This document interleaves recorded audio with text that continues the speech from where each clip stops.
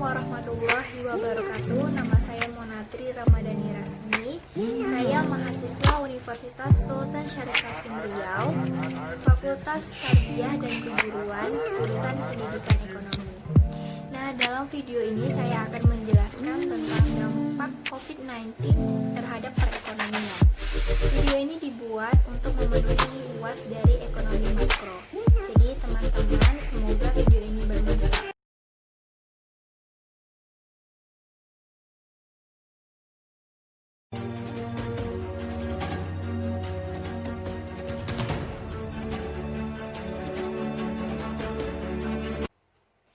Baik, dalam video ini saya akan menjelaskan dampak dari COVID-19 terhadap perekonomian, khususnya di Indonesia. COVID-19 ditemukan pertama kali itu di Cina, tepatnya di Wuhan, di mana ratusan bahkan ribuan warga Cina terkena wabah dari COVID-19 ini. Badan Kesehatan Internasional WHO menjadikan wabah ini sebagai pandemi global karena sudah menyebar ke seluruh dunia, termasuk Indonesia. Indonesia sendiri sekarang menjadi salah satu negara yang tingkat penyebaran COVID-19 cukup tinggi di dunia. Kemunculan COVID-19 di Cina menyebabkan perekonomian Indonesia ikut melemah. 1% penurunan ekonomi di Cina berimbas kepada penurunan ekonomi di Indonesia sebesar 0,2%. Hal tersebut karena Cina merupakan mitra kerja yang sangat berpengaruh di Indonesia. Hampir di bidang ekonomi, Cina menguasai keseluruhan.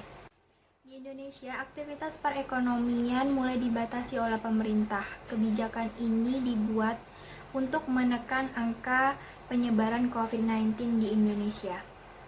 3 sektor yang terkena imbas dari COVID-19.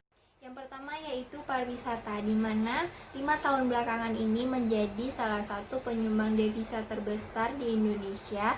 Hal ini dibuktikan dengan meningkatnya wisatawan dalam dan luar negeri per tahun. Mengingat semakin meningkatnya penyebaran COVID-19 di Indonesia, membuat para pemilik resort seperti hotel dan destinasi lainnya harus merumahkan karyawan dan pegawainya.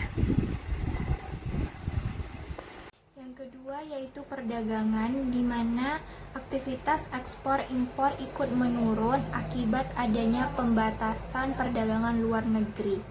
Nah, hal ini dilakukan oleh negara-negara agar mengurangi penyebaran virus corona atau COVID-19. Penurunan aktivitas ekspor dan impor mengakibatkan kelangkaan pada bahan baku, terutama pada bahan pangan, di mana Indonesia mengimpor bahan pangan seperti beras, bawang, kemudian kedelai, jagung, umbi-umbian, dan lain sebagainya. Adanya pembatasan perdagangan ini membuat bahan pangan menjadi meningkat permintaannya, dan tidak salah kalau harga semakin jauh melonjak. Nah, kemudian dampak yang terakhir adalah mengenai investasi. Apakah investasi terkena dampak dari COVID-19? Jelas terkena, karena diketahui bahwasannya banyak dari investor asing yang melepas sahamnya akibat panik melihat performa pasar modal di luar negeri yang menurun secara drastis. Nah, untuk itu penting bagi para investor untuk melihat dan mengamati bagaimana perkembangan dari COVID-19 ini, agar apabila terjadi keadaan yang terburuk, maka investor dapat mengambil solusi dan mengatasi resiko dari masalah tersebut.